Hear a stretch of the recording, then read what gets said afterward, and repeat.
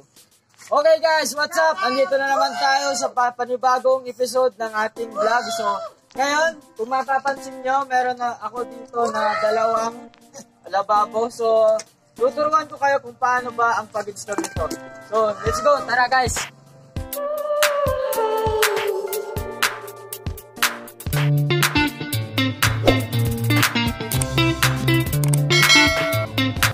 So guys, bago ang lahat na mag-install, kailangan kung ano yung arrangement, nakasetup niya. So ang ginawa ko dito is parallel.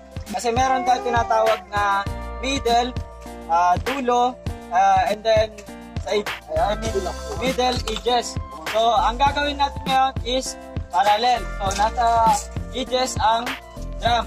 So ang gagawin natin una, papatong natin ang drum sa taas.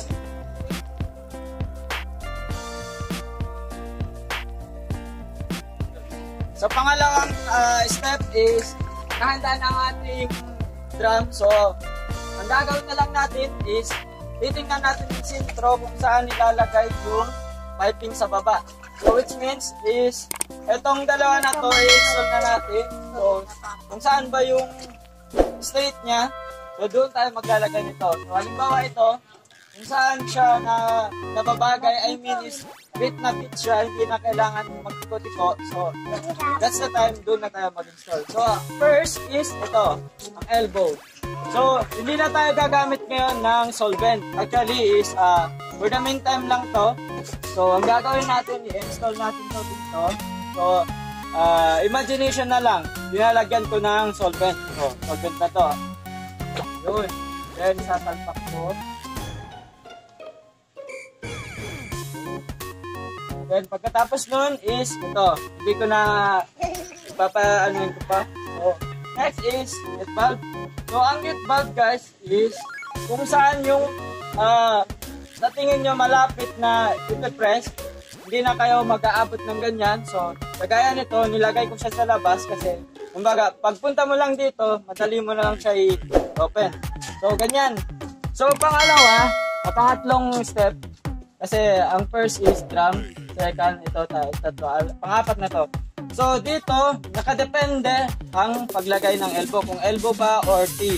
Kasi minsan, pag nilalagay natin sa middle, ang kailangan natin dito sa dulo is letter T.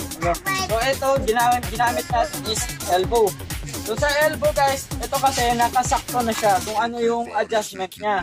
Kumbaga, natansya na namin kung ano yung height ng drum at saka yung adjustment ng pipe. So, kagaya nito. So, ang gagawin ko na lang is ipapatong ko siya. So, nito Tawa lang.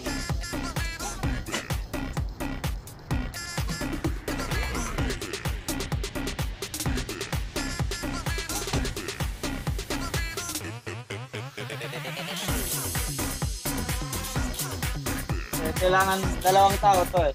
So, pag ganyan na siya, it's a bit aligned na. I mean, nakasolvent na yan. Ang pangalawang gagawin natin para dito may kabit na natin yung dalawang lababo is kukunin muna natin to. Itong dalawa na to. So, bakit pa kailangan natin ng ganito? Ito yung kung saan magsusupply siya ng tubig papunta doon sa lababo. Okay guys, itong lababo natin is hindi siya yung normal na yung pag-open is meron siya dito na pusit. Hindi po ganon. So, ang ginagawa natin dito is meron tayong press dito sa baba. Lapit mo. Itong press na to, kasi COVID man ngayon, hindi kailangan natin na hawakan or ano man kasi magkahawaan tayo. So, ang ginawa para hindi magkahawaan is nilagyan to ng pedal sa tubig pati dito sa sabon. So doon continue doon sa pag-install natin is uunahin mo na pala ito papasok, may pasok na to. Then meron dito na lock niya para sa sabon. So yan, meron din doon kailangan ito sa baba. Ganyan, baba mo. Ito kasi ito para sa sabon, kailangan may butas dito. So, yung butas, and then may butas na dito. Kasi, ang silbi nito guys is, ito, para sa pang-lock niya, hindi siya matanggal. Ito naman, para pang-press. Kasi ito, lalagyan to ng string. Mamaya na, spring pala. So, yun guys, pag nailagay na natin yan sa magkabilang dulo,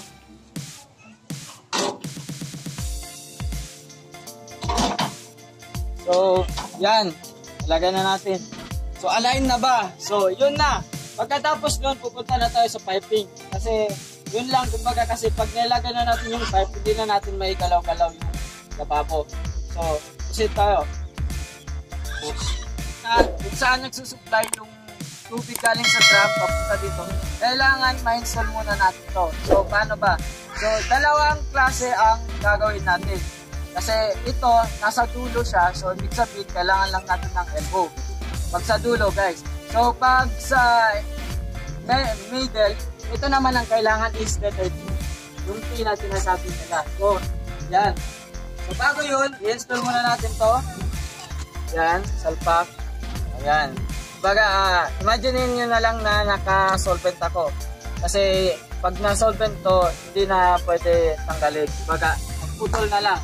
So, para hindi masayang, hindi na tayo mag-solvent. So, yun. Ganyan na siya. And then, proceed tayo dito. Yan. Pasok. Yan. So, pagkatapos nun, kukunin nyo yung kumbaga is, itong haba na to. Kailangan sakto. So, ibig sabihin is, kung may tip measure kayo, tip measure kayo nyo. Pero sa amin, minsan dinediretso na lang. Kasi hindi naman to given guys. Kasi pag sinabing distansya, may adjustment. Pwede malapit, pwede malayo. So, ang ginagawa namin, dinediretso namin ganyan. So, dito na lang siya puputulan. Yan. Baga, puputulan yan. And then, dito naman, papunta dito. I-adjust to papunta doon. Ito konti. Para ito, magka-align siya. Post. Ilalagay. So, ipapakita ko lang sa inyo kung ano yung layout or I mean yung pattern niya. So, yung pattern niya, ganito lang guys.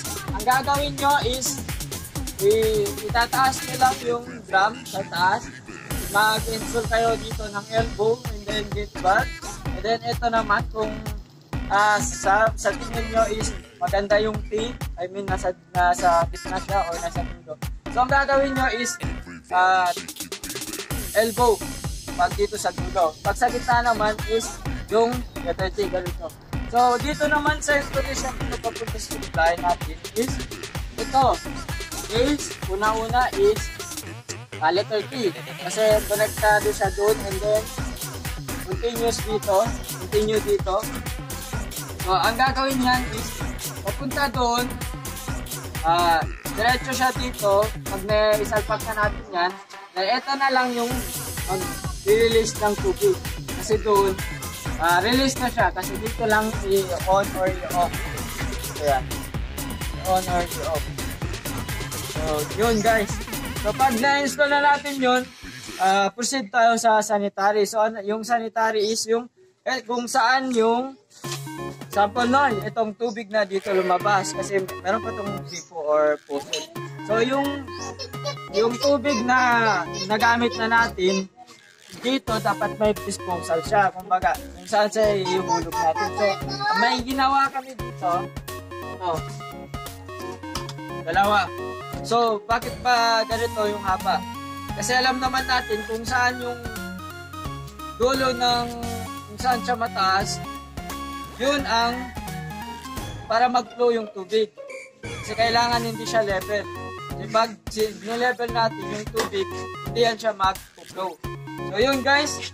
So example na, yung drainage natin is ito, sa kabila. Yan ang drainage natin. So, ang pipili kayo dito kung saan ba yung mahaba. Kasi yung mahaba, doon ang mahulog.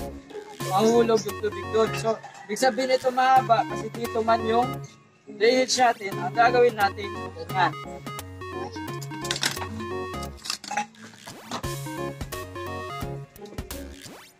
Yan. So, yan na.